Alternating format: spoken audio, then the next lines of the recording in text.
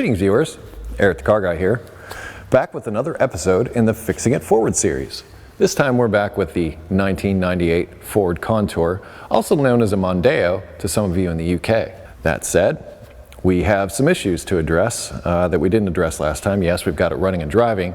However, there is a major leak, brake fluid leak at a brake line by the right rear wheel that we need to take care of. Also, I got the electrical connector for the AC, which was one of the original things that he talked about when he was trying to fix the car. He said he was messing with that and all of a sudden it wouldn't start.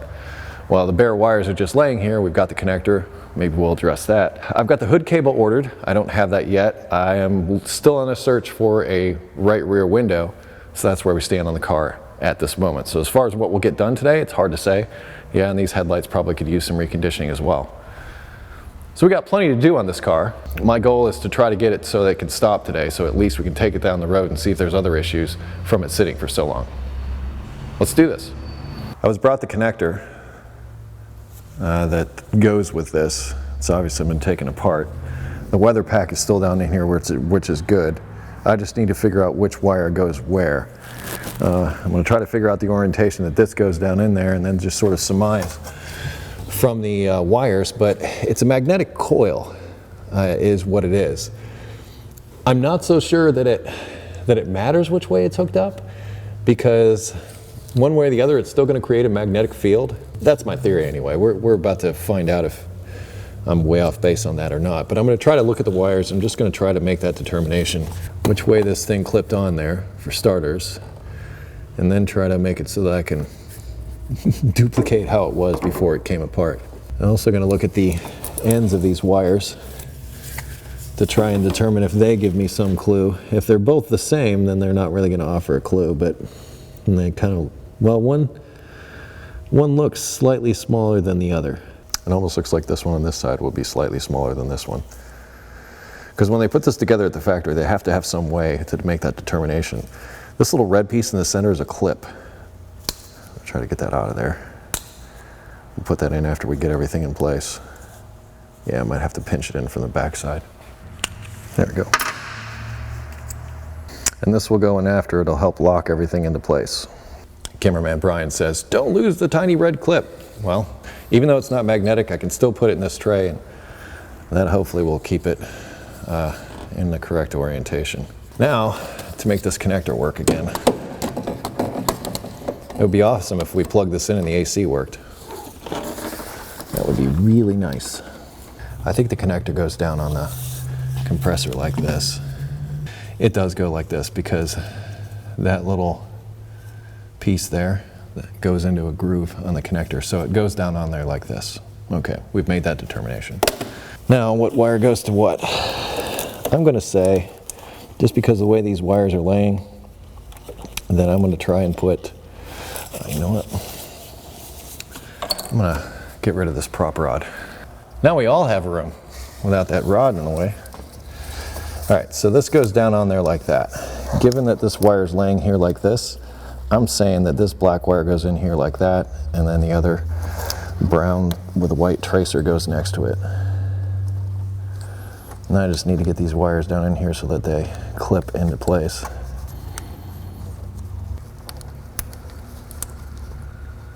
And that side.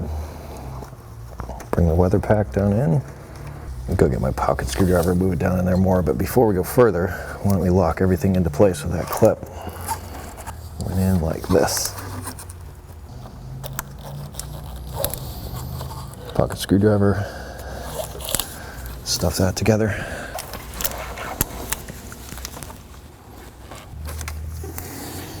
And now, plug it in. That's what's going into the compressor clutch. And I believe I got everything in the right location. It just sort of fell into place, clipped together. We're going to try the AC now, see if I won. What is it, all Fords? You can't put them on a lift and open the doors?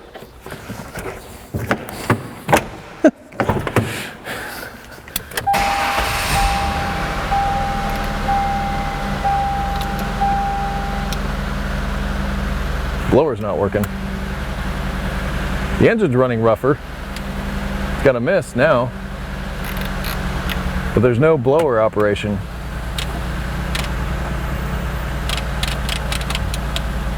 That might be the fuse he blew. Let's see if the compressor's running. Nope. I suppose this can of worms has officially been opened. I'm only going to take this so far because I really want to pursue that brake line today. I'm just going to see what's going on. I'm going to actually see if the blower motor is getting power at all. Well, that's a connector. Ah. Motor is getting power, but it's not working.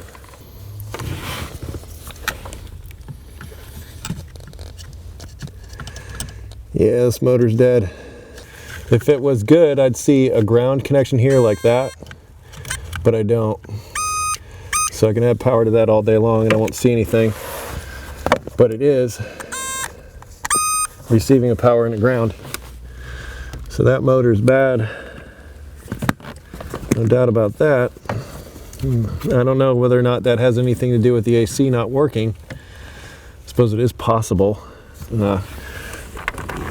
I guess what we could do is we could just take one of those valves out there and just sort of blip it real quick and see if there's anything in the system. It could be empty. Maybe one of the fittings. Just a quick blip should tell us if there's anything in there. Totally empty. Wah, wah, wah.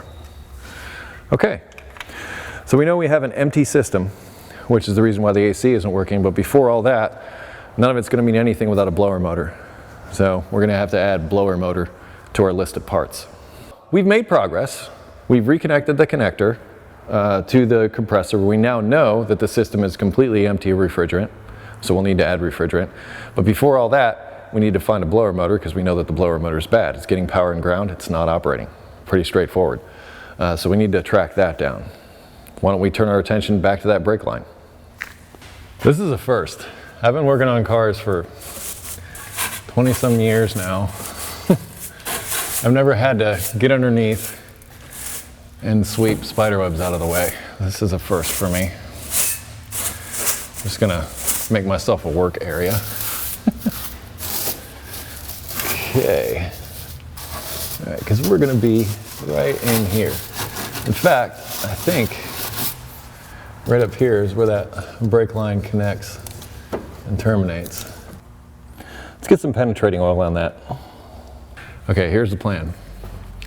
I want to know the relative length and shape of this line that I'm replacing. I've crimped it off here from before to keep it from just completely draining the master cylinder. So I'm going to cut it down here because that seems like a good place for a fitting. I'm going to cut it down here and then I'm going to remove it from up in this location. Yeah, those are both the same line. Remove it from up here so that way I know what fittings I need and the approximate length and approximate shape of the line before I install it. I just got to find something suitable to cap that off with because once I cut that, all that fluid's coming out of the master cylinder and I don't want to drain the master cylinder completely if I can avoid it. And I can't crimp a freshly cut line. We'll have to use other means. Maybe it has spider repellent. Line wrenches must be used.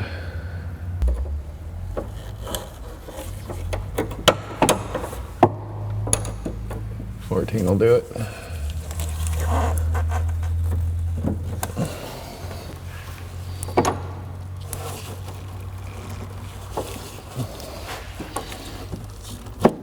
Ah, okay, good. Good, good, good. Cool. All right, that's loose. Before it drips out too much, I'm gonna go cut my line.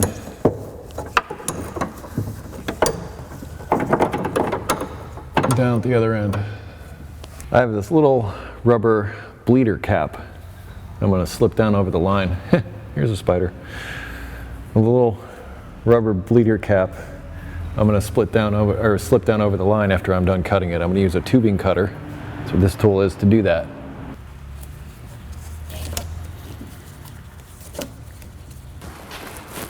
Got my drain pan down here, ready for when it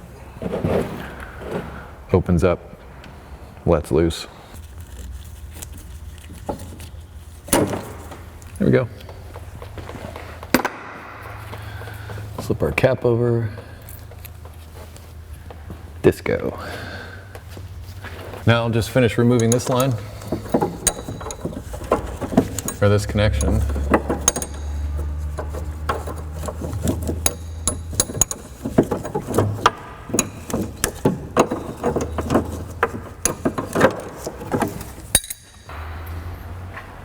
Here we go. That's what we need to replace. Here's the old line.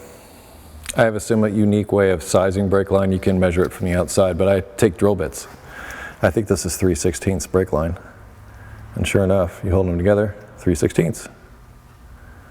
Just so happens, the brake line I have here, also 3/16. We have the correct size brake line. The only thing I need to work out is the fittings. The fittings here and on the car. Since this fitting already works there, and it looks like that's just a straight up bubble flare. Yeah, it looks like that's just a straight bubble flare. I think what I'll do is I'm going to reuse this fitting for this side. I can use whatever I want down here because I have to create a whole new union between the two. I think we'll start with the length, figure out the correct length.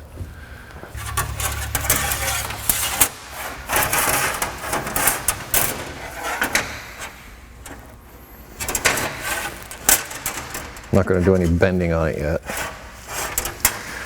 If I were to guess, I'd say about there.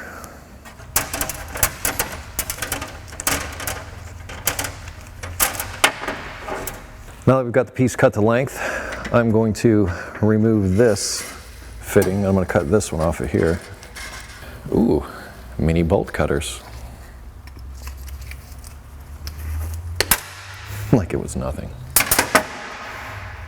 I may need to squeeze this a little bit to get this off of here.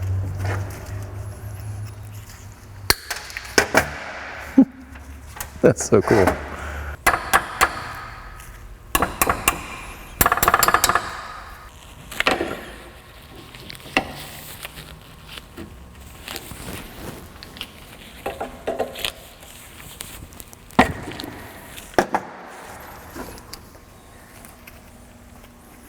Yay.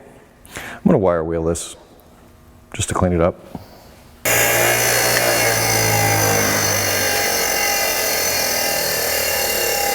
It's almost like new. Good enough. We need to make one of these on here with my Eastwood tool. Now, this is really good at this kind of thing. A little bit of anti-seize on the end there, on the 3/16 side.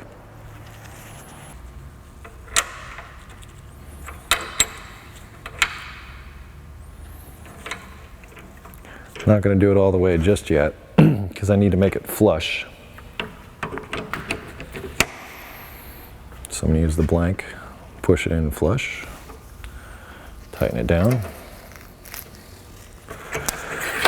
Then 3/16 op 1.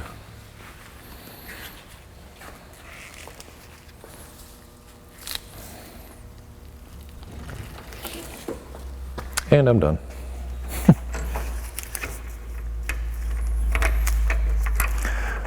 This wasn't a double flare, it was just a bubble flare. Was all it was. I've recreated it. This one's a little smushed down from being used, but that's all it needs. We'll take this, and there we go. Right, just got back from the auto parts store and picked up this 3/16 or 4.76 millimeter. These, and actually I'll need one of these. There was 2 packages. I also got these fittings as well. But rather than using a compression fitting, which would fit onto here and sort of squeeze together and do a brake line repair. In fact, there was one of those on my Ford that I got rid of. This is a better repair. So what this will actually be is once this is flared up, this will be a union between the two lines. So the other brake line, I'm going to flare that, and that will be our connection, as opposed to a compression fitting. So this would be considered the quote-unquote proper way to do this. But I'll have that left over, so I can use that on the next one. So we flare this out, and if I'm not mistaken, this might be, I don't know if this might be a double flare that we'll need to use inside of here. So unlike just this single bubble flare like we had, I don't think that's going to work in this instance, just because of the way that's designed. Yeah, that's not going to work. We're going to need to do a double flare. So we'll take it one more step beyond what we did here to get this to work correctly. But first, put that on there so we don't forget, because if we forget, when we flare the end, we'll have to cut it, and that won't be any fun. Now we will lubricate the end and flare it up. Yeah, this one will be the 45 this time. So rather than before, what we did was we had the flat one for the bubble, but this time I want it tapered a little bit. If you look at the inside of this fitting, see how it's tapered? And that's what we want. We want it to have that tapered fit. So we'll put a 45 behind it there, rather than just the flat when we did the bubble. The process is virtually the same.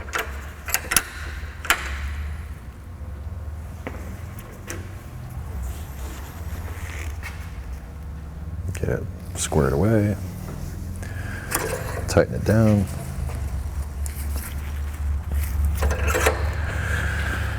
Go to 3/16 op 1.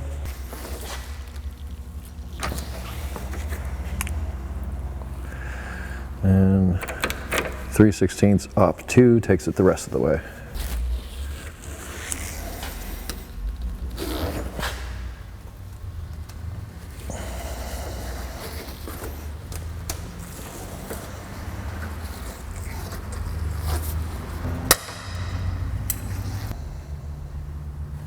Going to try to roughly shape this with these pliers. Now, these pliers, I've noticed that it's not a good idea to twist the pliers. You want to twist the line around the pliers. So if I want this bend right about there, I'll leave a little more space. If I want that bend right about there, I push the line here. I don't try to push it on this side. So just try to gently bend it around like that. There we go. And then here,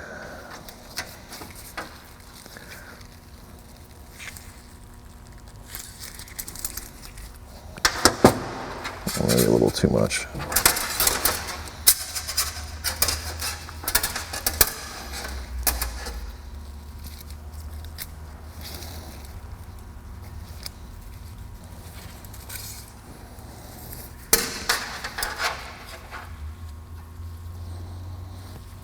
Doing that one with my thumb, because I can.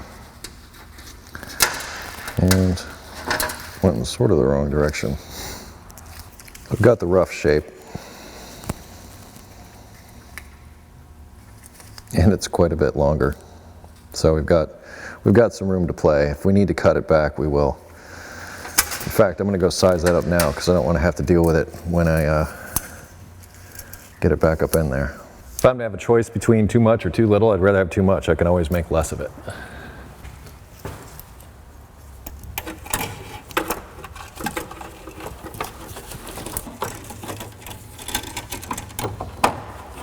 Oh yeah.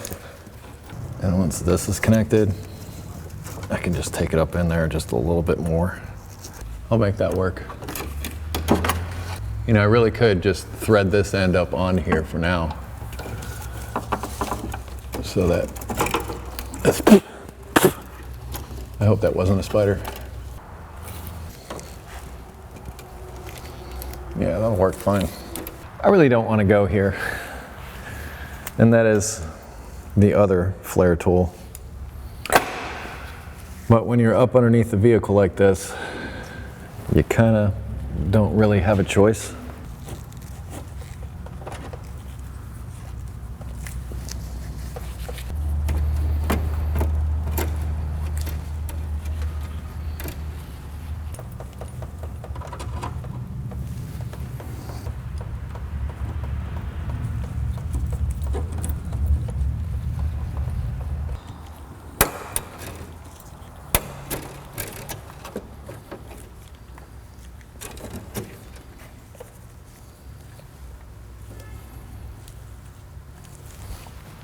This is where it gets fun.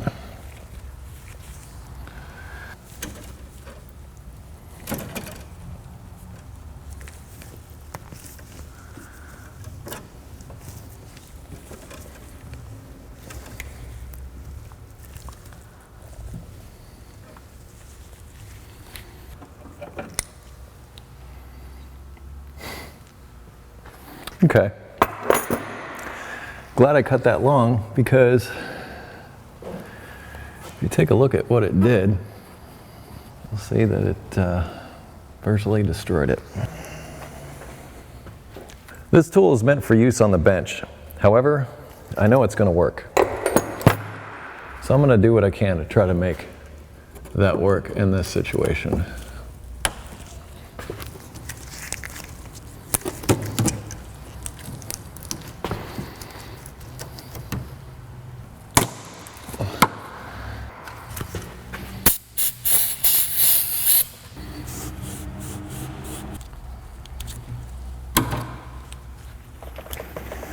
I'm going to say the brake fluid's going to act as my lubricant here.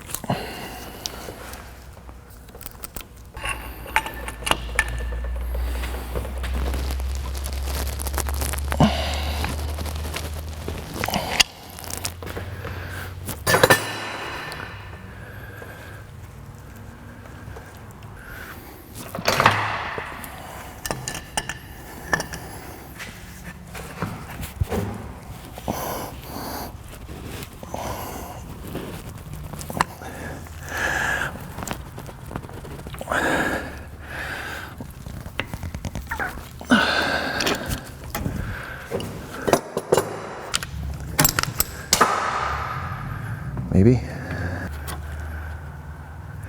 Yes.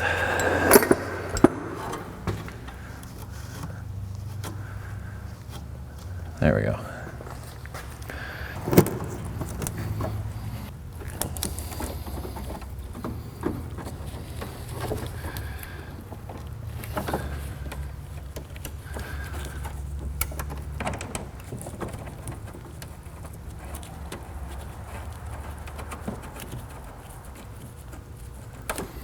Well, let's tighten it up everywhere and see how well we did.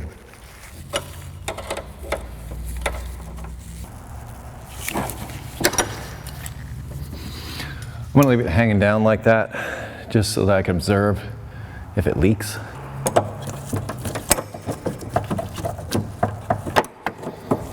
Let's get these wheels off so we can bleed some brakes.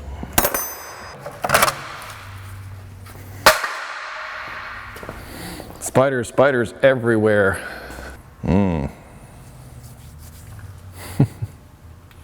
Wow.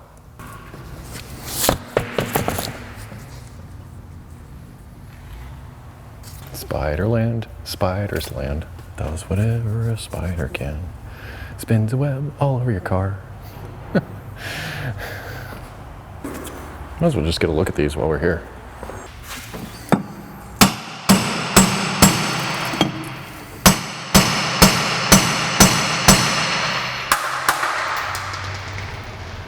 Lug nuts are escaping.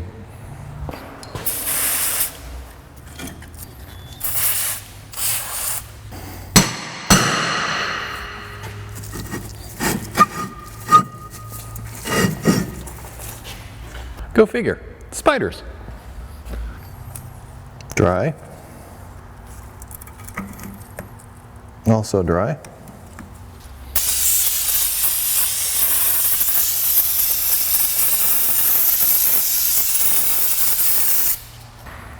While I'm going around doing stuff, how about a little bit of the old penetrating oil that seems to work really well.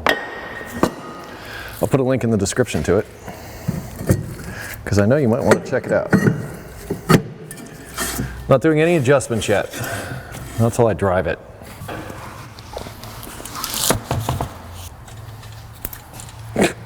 Spider!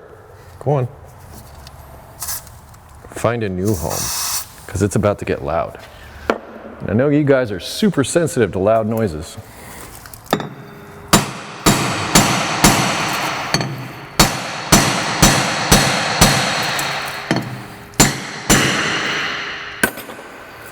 Didn't kill him, but he's probably deaf.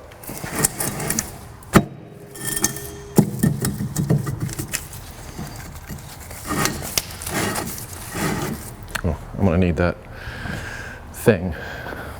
My pan.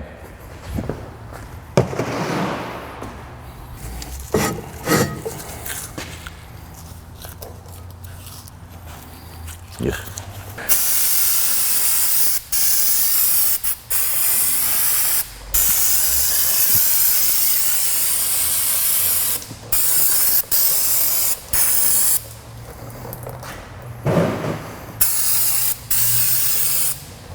You are crusticated.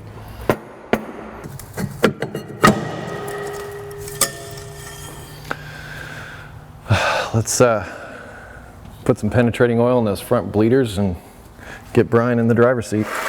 Get these brakes bled out.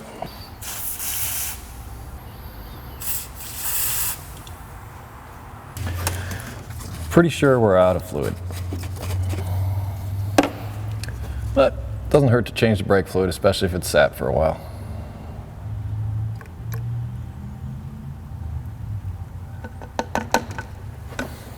Okay, Brian, to the driver's seat. I'm gonna leave it on the ground because I know I'm gonna have to fill up the reservoir at least once. So I'll just cruise around in my chair, bleed things out. Might have to break these loose with my really long 8mm wrench that has great leverage. That'd be this guy right here. Oh, might have happened. I think it might have happened. Ah, yes. There's something to be said for leverage. You know what, just for the heck of it, I'm gonna take this all the way out, just to make sure it's not rusted into place. You have to make sure that little hole is open. And of course this one. And if the little rubber thing is on the top of it, that hole is usually good. But if you leave the little rubber thing off, that tends to get a bunch of rust and gunk down in there, and then you have to clean it out when you bleed brakes. So don't lose those little rubber things. Okay, Brian, pump it up. And hold it down. Pump it up. Hold it. Pump it up. Hold it. There's like nothing coming out anymore. Are you pushing down? Yeah. Is it going down? No. It's not going down the floor at all? No. Well, that's weird. Like, push on it hard. I don't want to go to the floor. Well, push on it. Ah, there we go. I'm still not seeing a rush of fluid like I should. All right, pump it. Hold it. Getting better though. How's the pedal starting to feel? Slightly different. All right, good. Pump it. All right, I'm gonna switch to another wheel. Starting with a super long wrench to break it loose.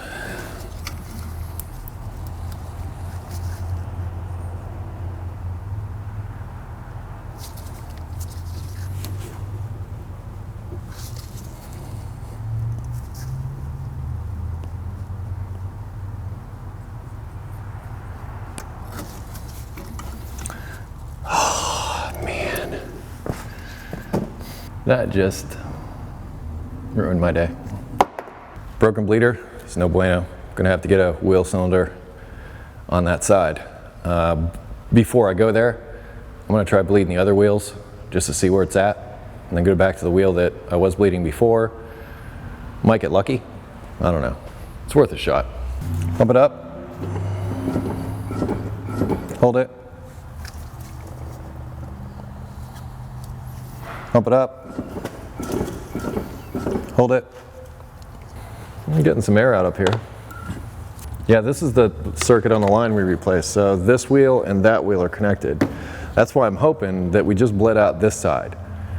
And if we manage to get a brake pedal, a decent brake pedal after we bleed this wheel and that wheel back there, maybe we win. Brake pedal. Maybe. So, but I am getting some air out up here, and I half wish I'd started up here. Conventional wisdom says start at the wheel that's farthest from the master cylinder. That's what a lot of people say. But in a situation where the brake line is completely bled out and it's a split diagonal system like this is, in other words, this wheel and that wheel are on one circuit, that wheel and that wheel are on the other circuit, and we replace the brake line for that wheel back there, starting up here seems to be a good choice, but I don't know. But I am still getting a little bit of air out of here. I'll finish with this side, cruise to the other side, see if there's any air, and then we'll try that one back there and see if we can get the pedal to come up again. All right, pump it up. Hold it.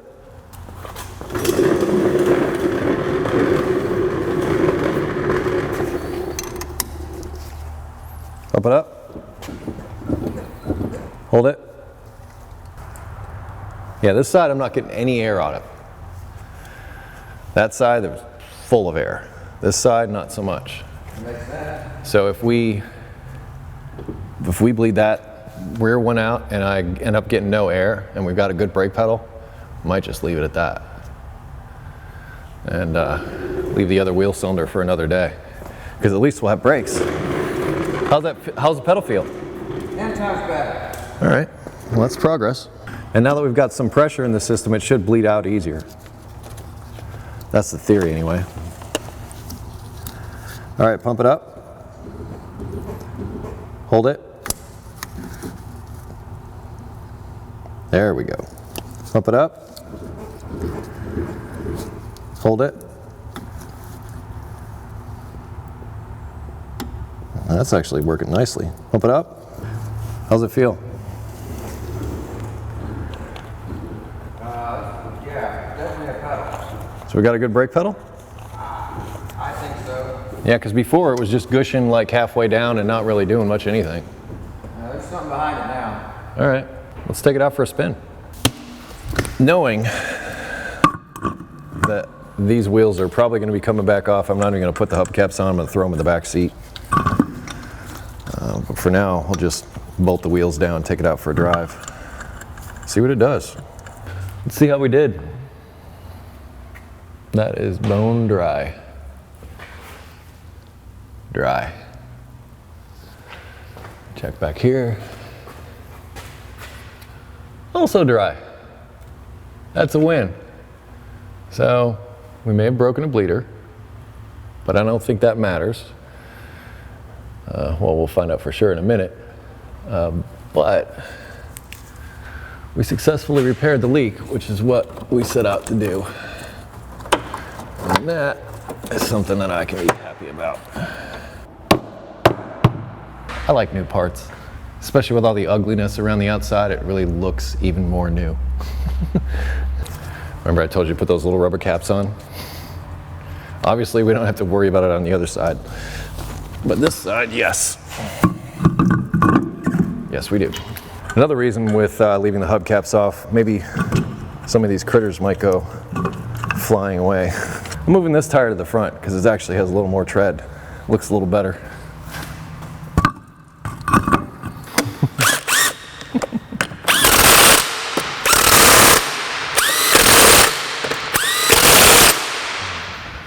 If I sweep all the garbage towards the middle before I pull the car out, I don't have to fully sweep the floor, but I don't have to drive in it and track it all over the shop. Little flat rate trick I did and wait until the end of the day and just do everything. Right, we're going out for a drive and There's no hood latch. We must remedy this situation. I call bungee cord. Maybe a longer bungee cord and I'll go all the way underneath. That'll work perfectly. Thinking I might as well air up the tires too. Maybe they should call tires like always flat, sometimes around. Just pick out weird names instead of letters and silly names like negotiator. The negotiator. Sounds like a Liam Neeson movie. I will find you. The negotiator. If you harm her at all, I'll speak Irish to you. Or is he Scottish? I probably just made him mad. Surprisingly, I think, you know what? They might have aired up the tires to get it to roll. They might have done that. Okay, well, pedal feels a little gushy, but not terrible. Oh, seriously, get a shot of this. You don't see that every day.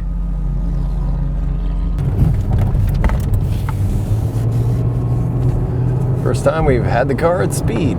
Probably the first time it's driven anywhere in a while.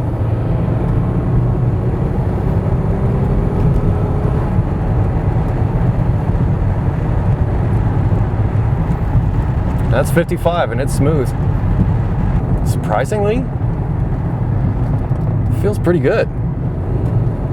Like I said, there's a brake pulsation. Okay, we saw all the rust. But I do have brakes. I'm warning you, Brian.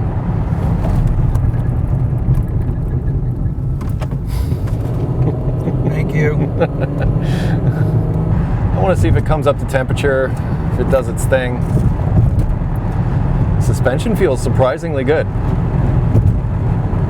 As do these tires, which I'm totally perplexed. It's starting to come up to temperature. Spiders are being transplanted all across the land. I just want to work the brakes a few times to see if I can get some of that surface rust off. But if there's enough material left, we'll just throw them in the lathe and get rid of that rust. And if the brake pads warrant replacement, we'll see if we can dig up a pair of those. Or a set of those, I should say.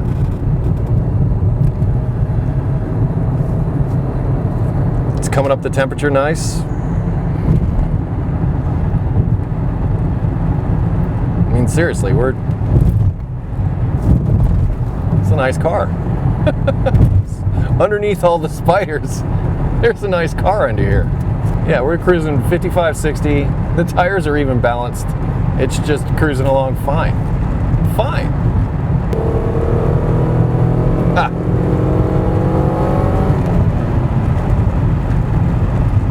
This car's got some pickup. Well, we've been out for a little drive for a little while, and it's acting fine. Suspension feels good. Brakes are a little shaky. Kind of expected that with the rust up there. We still have to deal with the hood latch, this rear window, now the blower motor, and then figure out what's going on with the AC also.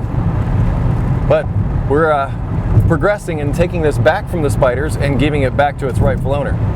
So this Fixing It Forward project is moving forward, and I am pleased. I hope you found this fun and entertaining to watch. I had fun making it. Anyway, if you have automotive questions not covered in this video, I'd ask you to head over to EricTheCarGuy.com. There you'll find a welcome video to assist you in finding help on EricTheCarGuy.com. If you wish to connect with me socially, Google+, Facebook, Twitter, also Instagram. Close each of my videos with be safe, have fun, stay dirty, and I will see you next time on the next episode of Fixing It Forward.